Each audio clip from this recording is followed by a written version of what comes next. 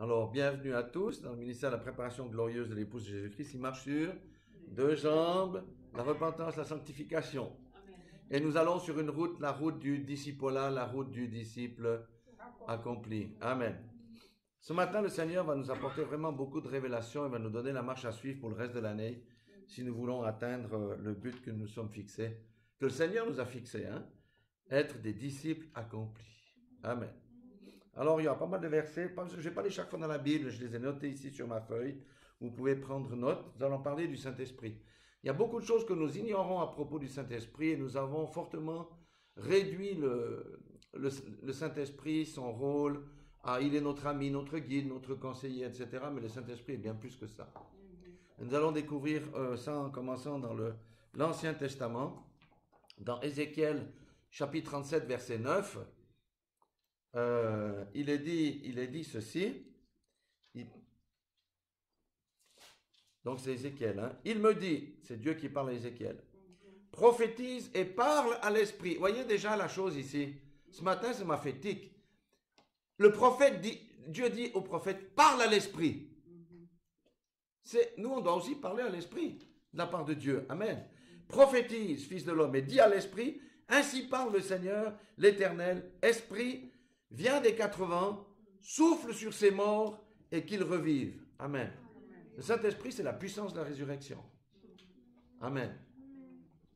Je vais vous parler de la puissance du Saint-Esprit parce qu'on a complètement négligé ça depuis des dizaines d'années. C'est la puissance du Saint-Esprit. Le Saint-Esprit, d'abord, c'est la puissance de la résurrection. Alléluia. Si nous allons dans Juges, chapitre 6, verset 34, nous allons parler d'un homme qui s'appelle Gédéon. Et Gédéon était un cultivateur. D'accord? Ce n'était pas un guerrier. Il n'avait aucune idée de l'art de la guerre. Et dans Juges 6, 34, l'ange de l'Éternel dit à Gédéon, il est écrit, Gédéon fut revêtu de l'Esprit de l'Éternel. Il fut revêtu de l'Esprit de l'Éternel. Il sonna de la trompette et Abiézer fut convoqué pour marcher à sa suite. Amen. Le Saint-Esprit, c'est la puissance du combat. Amen. C'est la puissance pour le combat. Mais pour ça, il faut être revêtu. C'est différent d'avoir le Saint-Esprit que d'être revêtu. J'aimerais bien qu'on comprenne la différence ici ce matin. Amen. Donc, on a vu la puissance de la résurrection, la puissance pour le combat. Voyez, Gédéon, c'était un cultivateur. Et il devait aller libérer l'ennemi qui avait des chariots, qui avait des chevaux, qui avait des lances, qui avait toutes sortes de choses. Comment pouvait-il faire s'il n'était pas revêtu de l'Esprit de l'Éternel? Amen. Troisième exemple, aussi du Saint-Esprit, Exode 3, 12. Vous savez que quand Moïse a dû construire tous les objets du temple, etc., patati patata, le Seigneur, il a dit qu'il avait choisi pour faire ça. Exode 3, 12, il dit, sache que j'ai choisi Betsalel, fils d'Uri, fils de Our, de la tribu de Juda. Je l'ai rempli de l'Esprit de Dieu, de sagesse et d'intelligence, et de savoir pour toutes sortes d'ouvrages. Je l'ai rendu capable de faire des inventions, de travailler l'or, l'argent et les reins. Amen. Le Saint-Esprit, c'est l'esprit de sagesse et d'intelligence qui permet à quelqu'un, lorsqu'il est revêtu de cet esprit-là, de faire des choses extraordinaires. Même aujourd'hui, avec les robots, je ne suis pas sûr qu'ils ont réussi à faire, on réussirait à faire ce qu'a fait cet homme-là. Parce qu'il est dit qu'il a dû tirer un chandelier des ustensiles d'une seule masse. Il n'a pas pris des bouts d'or pour faire, il a dû tailler dans une seule masse d'or. Mais qui pouvait faire ça s'il n'a pas la révélation du Saint-Esprit en disant fais comme si, telle inclinaison, etc. Amen. Alléluia. Et des fois, les enfants de Dieu, nous sommes confrontés à des situations très difficiles. Si on n'a pas cet esprit de sagesse et d'intelligence, comment on va faire la chose? Moi, ça, je le vois dans mon travail. Des fois, j'ai des mandats qui sont extrêmement compliqués. Je dis, Seigneur, donne-moi l'esprit, donne-moi la sagesse, donne-moi la sagesse. Saint-Esprit, viens à mon secours. Je ne me fais pas de soucis, je veux te voir à l'œuvre demain. Et le Saint-Esprit agit. Ésaïe 61, verset 1, on connaît bien ça, puisque c'est la prophétie qui concerne Jésus. Il dit, l'Esprit du Seigneur, l'Éternel est sur moi. Amen. Jésus était revêtu de l'Esprit du Seigneur. Car l'Éternel m'a oint pour porter les bonnes nouvelles aux malheureux. Il m'a envoyé pour guérir ceux qui ont le cœur brisé, pour proclamer aux captifs la liberté et aux prisonniers la délivrance. Le Saint-Esprit, c'est la puissance de la guérison et de la restauration des cœurs. La guérison, c'est physique, mais la restauration de l'âme, c'est intérieur. C'est la puissance du Saint-Esprit. Du reste, on a appelé les actes des apôtres. C'est faux, on aurait dû appeler les œuvres du Saint-Esprit dans le livre. Amen. Parce que les apôtres n'ont été que le canal par lequel le Saint-Esprit a agi. Alléluia. On va parler aussi d'un autre homme qui s'appelle Jean-Baptiste. Luc 1,16. Je prends le temps pour bien vous expliquer, parce que vous allez comprendre pourquoi nous avons tout raté depuis des décennies. Tout raté depuis des décennies. Luc 1,16. Il parle de Jean ici. Il dit, car Jean-Baptiste, car il sera grand devant le Seigneur, il ne boira ni vin ni liqueur enivrante, il sera rempli du Saint-Esprit dès le sein de sa mère. Amen. Verset 16, il ramènera plusieurs fils d'Israël au Seigneur leur Dieu. Il marchera devant Dieu avec un esprit et la puissance d'Élie pour ramener des cœurs vers les pères, les enfants et les rebelles. Amen. C'est la puissance de la parole de Dieu lorsqu'elle est onctionnée. Jean-Baptiste n'a pas fait de miracle. J'ai cherché dans la Bible. Jean-Baptiste n'a fait aucun miracle. Mais une personne qui vit dans le désert avec comme vêtement une peau de chameau, qui mange des sauterelles et du miel, quand il a prononcé la parole, les gens sont venus pour se repentir et passer par le baptême de la repentance. C'est la puissance de la parole. Donc le Saint-Esprit revêt de puissance la parole de Dieu. Et on va voir après comment ça se passe. Alléluia. Donc jusqu'à maintenant on a vu puissance de résurrection, puissance pour le combat, sagesse pour faire accomplir des choses incroyables, puissance de guérison et de restauration. Et maintenant on a la puissance de la parole qui est vivifiante. Amen. Ça c'est tout le Saint-Esprit. Amen. Matthieu 3,16. Luc 1,35 d'abord. Il parle de Marie ici. C'est très intéressant ce passage. L'ange lui répondit, le Saint-Esprit viendra sur toi et la puissance du Très-Haut te couvrira de son ombre. C'est pourquoi le Saint-Enfant qui naîtra de toi sera appelé Fils de Dieu. Le Saint-Esprit, c'est la puissance créatrice de Dieu. Amen. Alléluia. Comment une femme vierge peut-elle être enceinte sans avoir un rapport avec quelqu'un? C'est la droite du Très-Haut, la puissance du Très-Haut, la puissance créatrice. Amen. Alléluia. Maintenant, on va parler de Jésus. Matthieu 3,16. Il est dit ceci, c'est quand il va se faire baptiser, il est baptisé par Jean-Baptiste dans le Jourdain. Il dit, dès que Jésus eut été baptisé, il sortit de l'eau, et voici les cieux s'ouvrirent, et il vit l'Esprit de Dieu descendre comme une colombe, venir sur lui. Amen. Jésus avait le Saint-Esprit, n'est-ce pas? Ok? D'accord? Ça, c'est la première des choses. Première des choses, dans le processus, on doit avoir le Saint-Esprit. On verra tout ça encore après. Luc 4,13. Maintenant, c'est là que c'est intéressant. C'est ici que c'est très intéressant. Luc 4,13. C'est lorsque Jésus va aller 40 jours dans le désert pour jeûner et il va être tenté par le diable. Amen. Et Luc 4,13 dit, après l'avoir tenté de toutes ses manières, le diable s'éloigna de lui jusqu'à un moment favorable. Jésus, revêtu de puissance, de la puissance de l'Esprit, retourna en Galilée, sa renommée se répandit dans tout le pays d'alentour. Amen. Alléluia. Saint-Esprit, c'est la puissance pour les guérisons, les prodiges et les miracles. Mais remarquez que le manteau de puissance, le revêtement de puissance est venu après.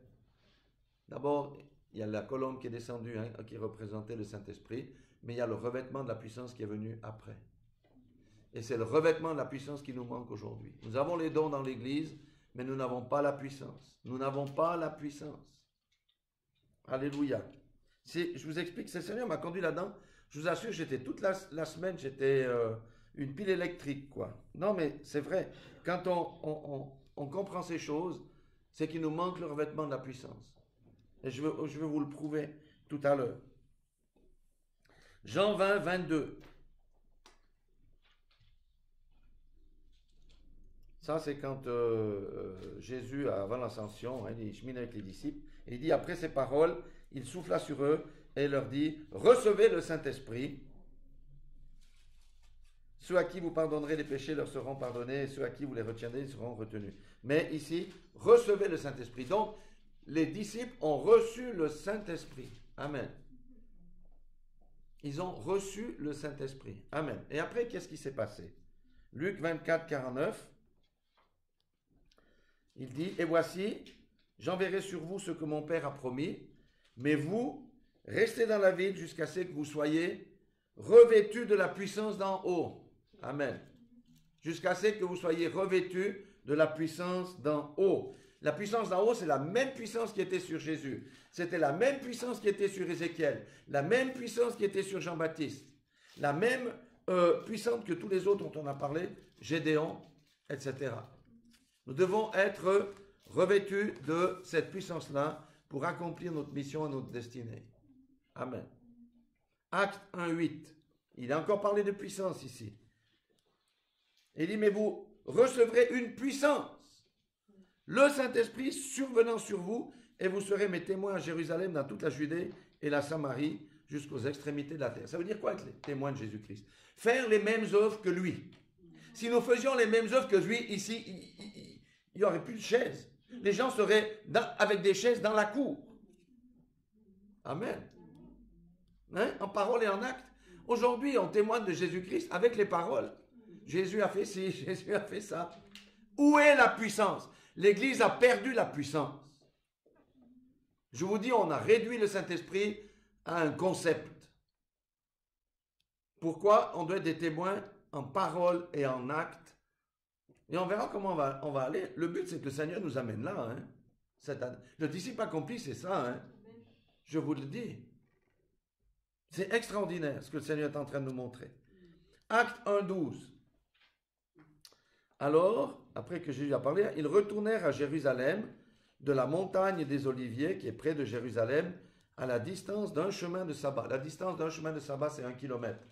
Parce que durant le sabbat, ils ne pouvaient pas aller plus loin qu'un rayon de 1 kilomètre. C'est un chemin court, hein, mais très exigeant dans la marche chrétienne. C'est un chemin de sabbat. Pour dire qu'ils ont dû aller à un endroit. Verset 13. Quand ils furent arrivés, ils montèrent dans la chambre haute où ils se tenaient d'ordinaire. C'était Pierre, Jean, Jacques, André, Philippe, Thomas, Barthélemy, Matthieu, Jacques, fils d'Alphée, Simon le Zélote et Jude, fils de Jacques. Tous d'un commun accord persévéraient dans la prière avec les femmes et Marie, mère de Jésus, et avec les frères de Jésus. Amen. Avant de faire l'expérience de la chambre haute, il faut avoir reçu le Saint-Esprit. Ensuite, il faut avoir été préparé. Et ensuite, il faut avoir vraiment été mis à part et prêt à suivre le Seigneur et à se mettre sous sa seigneurie. Aujourd'hui, où l'Église manque d'une manière générale, on accepte Jésus Sauveur, mais pas Jésus Seigneur. Et sans Jésus Seigneur, la puissance de Dieu ne peut pas descendre sur nous. Et le revêtement de puissance, le manteau de puissance ne peut pas descendre sur quelqu'un qui accepte que Jésus Sauveur, mais qui n'accepte pas Jésus Seigneur. Amen. Et remarquez, ils étaient ensemble. C'était une expérience collective. Ils ont persévéré dans la prière. Ils étaient d'un commun accord. Hommes et femmes. Alléluia. Et ils ont fait ça pendant 10 jours. Alléluia. Maintenant, regardez. On sait que l'Esprit est descendu. Regardez ce que c'est que le baptême du Saint-Esprit. Ça doit produire quelque chose. Ça doit produire quelque chose. Acte 6, 8.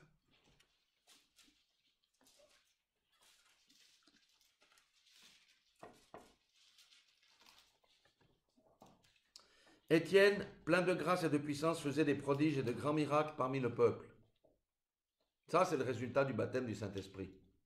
Dans Acte 5, 5, on dit il est écrit que lorsque Pierre se déplaçait, les gens étaient guéris par son nombre. Ça, c'est le fruit, le résultat du baptême du Saint-Esprit et du revêtement de la puissance. Pas uniquement les dons. Les dons, ils ont été répandus. Mais vous voyez, quand Pierre se déplace, son ombre, les gens étaient guéris. Pourquoi? Parce qu'il avait le revêtement de la puissance. Alléluia. Vous vous rappelez que Même Paul imposait les mains à des mouchoirs. Les mouchoirs étaient donnés aux gens qui étaient malades. Juste quand ils touchaient les mouchoirs, ils étaient guéris. Amen. Paul a aussi été baptisé du Saint-Esprit. Amen. Et il a démontré de manière concrète ce que c'est que la puissance. Ils ont eu le baptême du Saint-Esprit avec aussi le revêtement de la puissance. Alléluia. Regardons Pierre aussi. On a parlé d'Ézéchiel avant que le Saint-Esprit, c'est la puissance de la parole. Quand la parole sort, dans la vision d'Ézéchiel, les os se sont remis ensemble, la vie est revenue. Acte 2, 37. Il est dit quoi? C'est Pierre qui a fait son discours devant beaucoup de gens. Il dit, après avoir entendu ce discours, ils eurent le cœur vivement touché. Et ils dirent à Pierre et aux autres apôtres, hommes, frères, que ferons-nous? Pierre leur dit, repentez-vous et que chacun soit baptisé au nom de Jésus-Christ pour le pardon de vos péchés, vous recevrez le don du Saint-Esprit. Amen. Aujourd'hui, regardez, on doit implorer les gens. Oui, il faut donner ta vie à Jésus, il faut te repentir, repens-toi. Quand Pierre a prononcé son discours, la parole a été ointe, elle a convaincu de péché tous ceux qui ont écouté. Aujourd'hui, ce qui manque dans l'Église, c'est la conviction du péché parce que le Saint-Esprit n'est pas à l'œuvre. L'onction sur la parole qui est sortie de Pierre. Si vous lisez son discours, c'est un discours très simple. Oui, Jésus t'a dit. C'est un discours très simple. Mais ils eurent le cœur touché. Ça veut dire nous avons fait la gaffe. Amen. Et ils se sont repentis. Alléluia. Donc, voyez, c'est ça le revêtement de la puissance sur la parole qui sort. C'est une parole onctionnée qui doit percuter. Pas besoin de supplier un homme pour qu'il se repente. Parce qu'il est touché dans son cœur. Amen. C'est ça la puissance. Et cette puissance, si on regarde autour de nous aujourd'hui, elle fait défaut. Voyez, on a manqué ça pendant des dizaines d'années. Parce qu'on s'est concentré juste sur avoir le Saint-Esprit, avoir les dons. Mais il faut le revêtement de la puissance. Et le disciple accompli, c'est celui qui a le revêtement de la puissance. Parce que quand il se déplace, les gens se repentent. Je donne toujours l'exemple de Smith Wigglesworth. C'était dans les années 1800. Quand lui, il allait prendre le train. Les trains, on ne pouvait pas communiquer avec les wagons. Chacun est dans un wagon séparé. Le gars, il s'asseyait. Il était tellement dans la sainteté, la puissance. Les gens se mettaient à genoux, ils commençaient à sangloter, ils se repentaient. Juste sa présence. Pas besoin de faire des discours. Est-ce qu'on a ça aujourd'hui? Non, on n'a pas ça. Parce qu'on a loupé la chose. Alors, ce que j'aimerais dire, c'est que, regardons Samson. Samson, c'était un Naziréen, il avait été consacré dès le ventre de sa mère aussi. Samson a été revêtu de puissance. Autrement, il n'aurait jamais pu faire ces œuvres-là. D'accord? Jésus, il a passé 40 jours dans le désert. Alors, je ne sais pas s'il a jeûné à sec, sans eau, mais 40 jours dans le désert. Le désert, c'est quand même un endroit où il fait chaud, puis la nuit, il fait très froid. 40 jours. Et le revêtement est venu après ces 40 jours. Jean, il a vécu où? Dans le désert. Il n'a pas fait le Black Friday, Jean. Il n'a pas été faire les soldes. Il était dans le désert.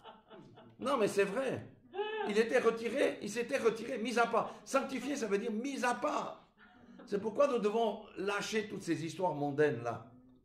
Mis à part. Mais quand il s'est levé et qu'il a prononcé la parole, les gens venaient de partout.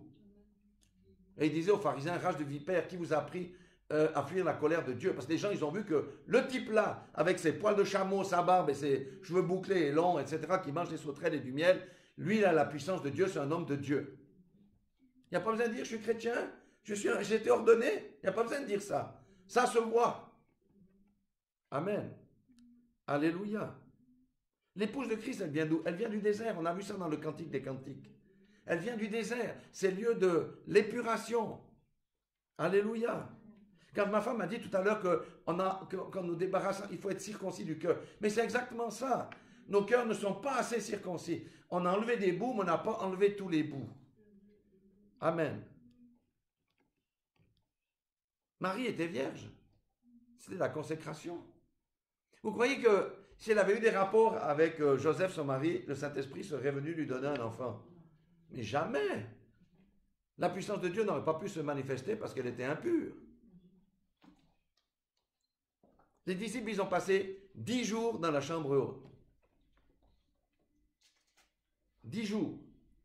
Donc, le revêtement de la puissance requiert quoi? Requiert la pureté et la mise à part. L'abandon de soi. C'est le vieil homme qui nous empêche de recevoir ce manteau de puissance. Et c'est là la clé que nous avons perdue depuis des années et des années et des années. J'ai étudié tous les grands réveils. Je vous dis, ça m'a fichu le bourdon. Quand j'ai vu ça, j'ai dit, mais Seigneur, on est tellement éloignés. Il y a des gens qui ont prié pour 10 ans pour qu'il y ait le réveil au Pays de Galles, notamment Robert Evans. 10 ans. Seymour, ce pasteur noir-là, quand il y a eu les fusions d'Azusa Street, il priait 5 heures par jour pour les âmes. Et il a dit, Seigneur, qu'est-ce que je dois faire? Puis il a dit, prie plus. Le gars, il priait 7 heures par jour. Et après, la manifestation de la puissance de Dieu est descendue sur lui. Il n'avait pas besoin de faire la réclame. Hein. Même l'église où il était, il s'est fait jeter. Donc, il a pris un espèce de grand hangar pour prêcher. Les gens venaient. Et les gens, qu'est-ce qu'il fait? Ils sanglotaient. Il y avait de l'angoisse. Ils étaient par terre. Comment pourrons-nous être sauvés? Parce que le Saint-Esprit convainquait de péché, de justice et de jugement. C'est le prix à payer. C'est la condition pour le revêtement et l'action puissante du Saint-Esprit. Moïse, j'ai dit, a dû passer 40 ans dans le désert et à la fin, on a prêché ça dimanche passé, il a encore dû enlever ses souliers faits de main d'homme pour revêtir les souliers divins avant d'avoir le revêtement de la puissance. Idem pour Josué. Amen. Je vais vous montrer un troisième personnage. Il faut aller dans Zacharie. C'est tellement glorieux, je vous dis. C'est tellement fabuleux. Et en même temps, on se dit, Seigneur, comment on va faire ça? Bon. Zacharie chapitre 3. Je pourrais faire toute une prédication là-dessus, mais je vais juste lire versets 3 à 5. Josué, donc, c'était le souverain sacrificateur. Souverain sacrificateur, c'était qui? C'était celui qui avait le plus haut grade religieux, on va dire. Donc, lui, il a été convoqué devant l'Éternel. Or, Josué était couvert de vêtements sales et il se tenait debout devant l'ange. Amen. Ces vêtements sales représentaient ses propres œuvres, sa propre marche dans la chair, etc. L'ange prenant et se tenait debout devant l'ange. Verset 4. L'ange prenant la parole dit à ceux qui étaient devant lui, ôtez-lui les vêtements sales. Puis il dit à Josué, voilà, voici, j'enlève ton iniquité et je te revêts d'habits de fête. Je dis qu'on mette sur sa tête un turban pur, et ils mirent un turban pur sur sa tête, et ils lui mirent des vêtements. L'ange de l'Éternel était là. Amen. C'est quand Dieu nous appelle à venir à Christ, on va avec nos vêtements sales, et il nous revêt d'un turban pur et des vêtements de fête. Amen. Alléluia. Ça, c'est ce qu'on reçoit. Mais la question, on l'a vu tout à l'heure, on a entendu. Est-ce que je garde mes vêtements purs? Le turban, on sait que, bon, c'est pour la protection des pensées et tout ça, le renouvellement des pensées. Le vêtement, ben, c'est les vêtements purs de fin lin. Amen. Alléluia. Mais regardez maintenant surtout le verset 6. Vous savez, Josué, là, ça nous représente, quand nous sommes les sacrificateurs du Très-Haut aujourd'hui. Verset 6, il est dit, l'ange de l'Éternel fit à Josué cette déclaration. Ainsi parle l'Éternel des armées. Si tu marches dans mes voies, et si tu observes mes ordres, tu jugeras ma maison, et tu garderas mes parvis, et je te donnerai libre accès parmi ceux qui sont ici. Amen. On a été revêtus, mais il y a 2 fois le si. Et quand il dit je donnerai accès à ceux qui sont parmi ici, c'est le surnaturel. Amen. Alléluia. Mais si, combien on se contente de recevoir le Saint-Esprit, puis après on vit comme on veut. Parce qu'on dit, oh c'est bon, je l'ai reçu, on m'a dit que j'étais scellé jusqu'à la fin des temps. Non, non, non, non, non, non, non. C'est pas comme ça la chose. Si. Amen. Donc, vous voyez, l'empêchement du revêtement, c'est le péché. Ou le vieil homme. Parce que Dieu ne va pas donner sa puissance à quelqu'un qui vit dans le péché. Ou qui a encore le vieil homme qui est trop présent. Vous vous rappelez, c'est dans Luc 9, 54, quand il avait déjà donné un peu la puissance aux disciples. Et là, il y avait les disciples, Jacques et Jean, ce n'étaient pas des moindres. Jacques et Jean. Parce qu'il y avait des gens qui les suivaient, qui faisaient du bruit. Et Jacques et Jean, voyant cela, dirent, Seigneur, veux-tu que nous commandions que le feu descende du ciel et les consume? Voilà pourquoi le Seigneur ne va pas donner sa puissance, le manteau de sa puissance, à des gens, des chrétiens qui sont encore charnels. Parce qu'ils vont l'utiliser selon la chair. Non, non. Il faut faire attention avec l'onction là, parce que ça peut tuer. Hein. Samson, il est quand même rentré dans sa destinée à la fin, mais ça l'a quand même tué aussi, parce qu'il n'a pas respecté les six qui étaient notés ici. Samson n'a pas marché dans les voies de Dieu. Il n'a pas respecté les commandements de Dieu. Mais il avait la puissance. Mais il a perdu sa puissance. Et la Bible dit que Samson ne savait même pas que Dieu l'avait quitté. Mais après, quand il s'est repenti, le Seigneur lui a redonné la puissance au fur et à mesure que les cheveux repoussaient. Et il a tué tous les Philistins. C'était sa mission première. Mais lui, il est mort avec. Donc, voyez, la personne qui n'a pas encore été transvasée, ça veut dire notre ancienne nature, il faut qu'elle soit purifiée, puis que quand on transvase le vin en vallée, après la fermentation et tout ça, il y a plein de dépôts qui sont au fond, on met le vin ailleurs. Et toutes ces souillures, ces saletés, on les met loin. Amen. C'est là par là qu'on doit passer. Et dans Jérémie, je crois c'est 15-19, il dit qu'on doit séparer ce qui est précieux de ce qui est vil. On laisse encore dans notre vie des choses précieuses, mais il y a quand même des choses viles. Ces choses-là doivent disparaître. Amen. Je reviens un petit peu sur nos amis, là, les disciples. Ils ont quand même fini par être 120 dans la chambre haute. Mais voyez, après que Jésus leur avait dit ça, ils ont parcouru 1 kilomètre jusqu'à la chambre haute où ils sont restés. 10 jours entre l'ascension et la Pentecôte. Pendant 10 jours, ils sont restés ensemble. Il faut bien vous imaginer, ils ont compris qu'ils étaient orphelins de Jésus et ils se posaient des questions. Mais Jésus nous a dit d'aller faire des disciples dans le monde entier. Mais comment on va faire? Comment on va faire? Qu'est-ce qu'on va dire aux gens? Comment est-ce qu'on va accomplir cette grande commission? Mais c'est impossible. On est sans force. Puis Jésus est loin. Qui c'est qui va nous guider? Vous voyez, eux, ils avaient tout abandonné. C'est pour ça qu'ils devaient recevoir le Saint-Esprit. La manifestation concrète du Saint-Esprit et le revêtement de la puissance. Amen. Donc, ils ont attendu ce qui avait été promis et ils ont reçu le baptême du Saint-Esprit. Mais pas que ça. Et le revêtement de la puissance qui va avec. Or, nous, enfin j'entends l'Église au sens large du terme, on clame avoir reçu le baptême du Saint-Esprit parce qu'on a réduit le Saint-Esprit à 2-3 petites choses. Mais la question, pourquoi le baptême du Saint-Esprit que nous avons reçu ne produit pas les mêmes résultats que le baptême du Saint-Esprit qu'ont reçu l'Église primitive? C'est là la question qu'on doit se poser. C'est qu'il nous manque quelque chose, il nous manque le revêtement parce qu'on ne s'est pas préparé pour recevoir la puissance de Dieu. Et la puissance de Dieu ne descendra que sur des vases qui sont préparés, qui se sont mis à part et qui acceptent la seigneurie du Seigneur. Alors, comment peut-on reconnaître quelqu'un qui a été baptisé dans le Saint-Esprit? On peut être baptisé dans le Saint-Esprit, mais sans forcément avoir la puissance. Mais ça, c'est pas bien, parce qu'on doit avoir les deux choses. Eh bien, c'est par la transformation de sa vie.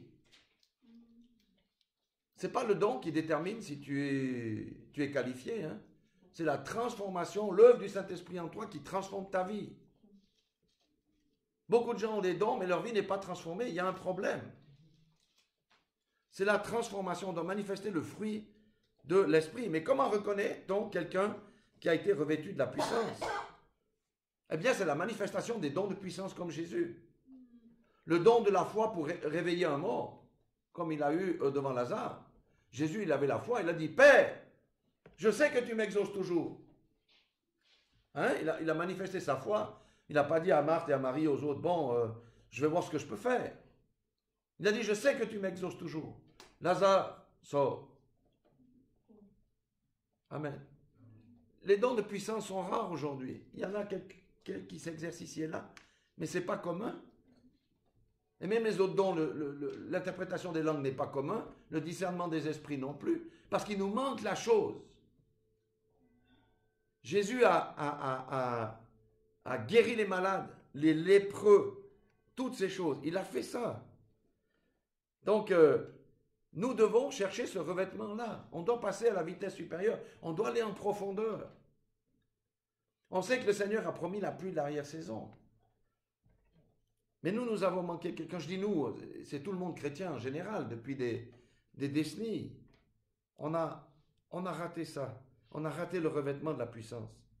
Parce que c'est ça qui nous manque aujourd'hui. Et le Saint-Esprit, quand il agit avec puissance, il va toucher les cœurs avec la conviction de péché. Ça, c'est fait dans tous les réveils. Quand on va évangéliser ça sera plus facile avec le revêtement de la puissance. Amen. Parce que Dieu va mettre en route la prophétie, l'esprit de sagesse, tout ça. Regardez comme c'est difficile de faire un converti ici en Suisse. C'est pour ça que la Bible dit que il y a beaucoup de joie lorsque quelqu'un se convertit dans le ciel. Mais nous savons que comment on appelle ça? La moisson est grande. Vous voyez, la conviction de péché, c'est la même puissance que la parole qui revêtait la parole de Jean-Baptiste lorsqu'il amenait les gens à la repentance. Les gens venaient de toute la Judée pour se faire baptiser, parce qu'il y avait la puissance dans la parole qui sortait. Amen. C'est ça la conviction du Saint-Esprit. Amen. Et une véritable conversion, c'est pas juste je lève ma main, je prononce 3 trucs. La véritable conversion, ça passe par un cœur contrit, où il y a de l'angoisse quand le Seigneur révèle à la personne ses péchés. Quand il révèle à la personne que si tu es foutu, la personne ne se sent pas bien. C'est la conviction de péché. Une conversion sans conviction de péché n'est pas une véritable conversion. C'est un avortement spirituel. Alléluia. Regardez les 3000 qui se sont convertis suite au discours à Pierre. 3000 personnes, ils ont été touchés dans leur cœur. Ils n'ont pas dit, ouais, c'était un bon sermon, c'était pas mal. Hein? Non, la parole qui est sortie a percuté le cœur. Et c'est ça qu'on doit voir aujourd'hui quand on prêche. Le Seigneur doit oindre des paroles qui sortent de nos bouches, parce que c'est lui qui met notre parole dans la bouche, et c'est ça qui doit produire du fruit. C'est ça la puissance. Alléluia.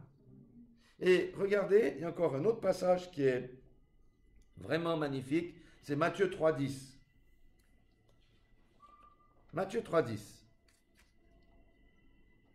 Et alors là, il va parler de quelque chose, il est mentionné qu'une seule fois dans la Bible, mais je pense que c'est ce qui nous manque. Matthieu 3, 10 et 11. C'est Jean-Baptiste qui parle de manière prophétique. Il dit, déjà la cognée est mise à la racine des arbres. Les arbres, c'est nous, hein, c'est les hommes. Hein. D'accord? Tout arbre donc qui ne produit pas de bons fruits sera coupé et jeté au feu. C'est pas super, hein? Moi, je vous baptise d'eau pour vous amener à la repentance. Mais celui qui vient après moi est plus puissant que moi, et je ne suis pas digne de porter ses souliers. Lui, il vous baptisera de Saint-Esprit et de feu. Amen. Le feu, en général, ça fait quoi? Ça purifie. Ça brûle les derniers vestiges du vieil homme. Mais ça, on peut faire comment pour que le Seigneur vienne brûler nos derniers vestiges? C'est entrer en profondeur avec lui. Le chercher. Persévérer comme un accord, comme ils ont fait l'expérience de la chambre haute. Parce qu'on a tous des vieux vestiges en nous. On a tout, autrement, on serait déjà revêtu du manteau de puissance. Alléluia. Donc, il faut que ce baptême du feu-là, ça soit une réalité dans nos vies. D'ailleurs, il a dit qu'on soit salé de feu aussi, hein, de sel et de feu. Amen. C'est ce feu-là qui consume les derniers vestiges du vieil homme. Et on a besoin de ce baptême-là, ce baptême de feu. Et je crois que c'est ce qui manque à l'Église aujourd'hui, au sens général, mais aussi à l'épouse de Christ. C'est pour ça que l'épouse de Christ marche dans la sanctification. C'est pour recevoir ça. Amen. Alléluia. C'est ça. Maintenant, j'aimerais quand même dire, quelqu'un peut avoir des dons et être disqualifié? Oui. Matthieu 7, 21 dit clairement la chose. Seigneur, n'avons-nous pas guéri les malades, fait des miracles et tout ça en ton nom? Il dit, je ne vous connais pas, ouvriers qui commettez l'iniquité. Pourquoi? Parce que la vie n'est pas alignée sur la parole de Dieu. Parce que c'est la chair qui commande. Parce que c'est l'orgueil qui commande. C'est pour ça que je dis que la preuve, ce n'est pas le don. La preuve, c'est la transformation du cœur. C'est le fruit du Saint-Esprit. Quelqu'un peut avoir la puissance, mais doit faire attention. Regardez Samson, hein. Samson, ça lui a coûté sa vie, juste pour dire. Mais il a quand même atteint sa mission. Alors qu'il aurait pu avoir un destin beaucoup plus glorieux. Donc nous avons tous besoin de ce baptême de feu. Et vous savez, nous avons besoin de nous sanctifier. Ça veut dire nous mettre à part Comme Jésus a passé par le même chemin, Jean-Baptiste a passé par le même chemin, les disciples ont passé par ce même chemin. Mettre à part, c'est ça la sanctification. On ne peut pas avoir le degré de sainteté de Dieu. Mais la sanctification, c'est être mis à part. Amen. La sanctification, c'est renoncer au monde. C'est renoncer à soi-même. C'est là, si on veut aller dans le discipolat accompli, être des disciples accomplis, c'est là où on doit aller. Je vais comparer ça à la voiture. Bon, nos voitures, ça veut dire nos vies, aujourd'hui, sont à sec. Elles doivent être à nouveau remplies d'essence. L'essence, c'est quoi? C'est le Saint-Esprit. D'accord? Mais, pour qu'une voiture qui est remplie d'essence, qui est sur un parking, pour qu'elle se mette en route, il faut quoi? Oui, ben avant le contact, il faut quoi? Il faut qu'il y ait quelqu'un dans la voiture. Il faut qu'il y ait un conducteur. Et le conducteur de nos vies, ça doit être qui? Voilà. Alléluia. Ou si on veut imager ça, c'est Jésus qui doit piloter notre voiture. Nous, on est juste le vase avec lequel il va se déplacer. S'il a envie qu'on aille à droite, on va à droite. Oh, qu'est-ce qu'on fait, nous? On dit, tiens, j'ai envie de prendre le chemin ici, je prends le chemin là, après je prends un autre carrefour, et après on est bloqué. Pourquoi? Parce qu'on ne conduit pas, on conduit nos vies nous-mêmes.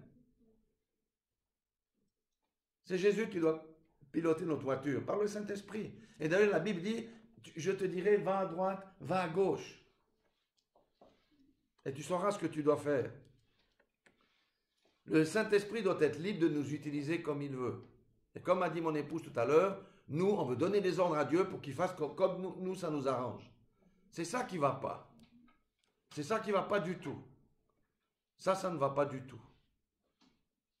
Donc, qu'est-ce qu'on doit faire, frères et sœurs? On doit capituler pour laisser Dieu régner et que sa volonté soit faite en nous. C'est ce qu'on dit dans notre Père. Que ton règne vienne. J'ai l'impression que ton prix, ça c'est abstrait, j'ai déjà prêché là-dessus. Que ton règne vienne, ça veut dire ton royaume s'établisse dans ma vie. Et s'il s'établit dans ma vie, il va s'établir sur la terre. Et que ta volonté soit faite. Tout est inversé aujourd'hui. C'est là qu'on doit revenir à la base. C'est aussi l'étape par laquelle on doit passer. La Bible dit que nous sommes les esclaves de Christ.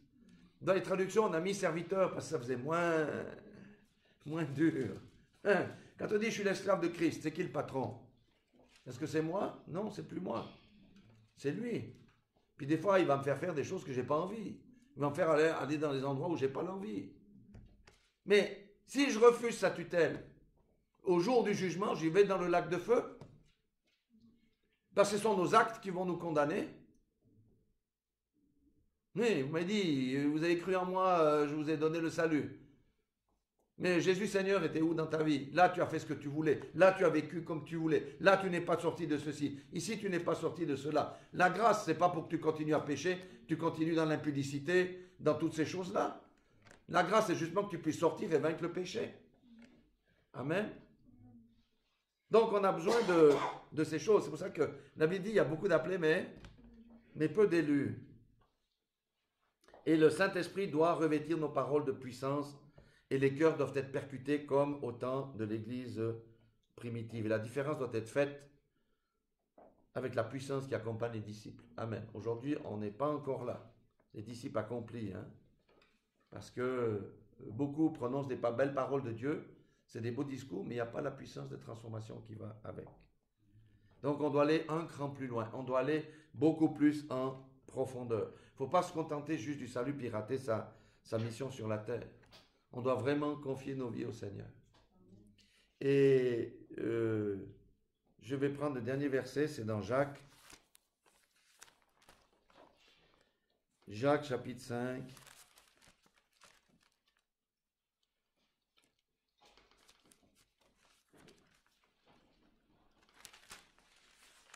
Jacques, c'était un apôtre très pratico-pratique, mais aussi, on va dire, prophétique.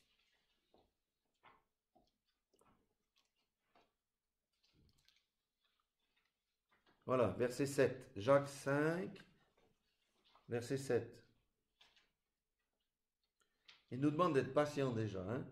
Soyez donc patients, frères, jusqu'à l'avènement du Seigneur. Voici, maintenant c'est là le côté prophétique, le laboureur attend le précieux fruit de la terre, prenant patience à son égard. C'est vrai que quand on plante un arbre, on n'a pas des pommes qui viennent tout de suite ou des poires. Et même si on a un arbre qui est déjà en capacité de faire des belles récoltes, ben d'abord il y a la fleur, après il y a le bourgeon, il y a la fleur, il y a la formation du fruit, il faut qu'il grandisse jusqu'à la maturité. Amen. Voici le laboureur attend le précieux fruit de la terre, prenant patience à son égard, jusqu'à ce qu'il ait reçu les pluies de la première et de l'arrière-saison. La pluie de la première saison est tombée à la Pentecôte. Et la pluie de l'arrière-saison doit encore tomber.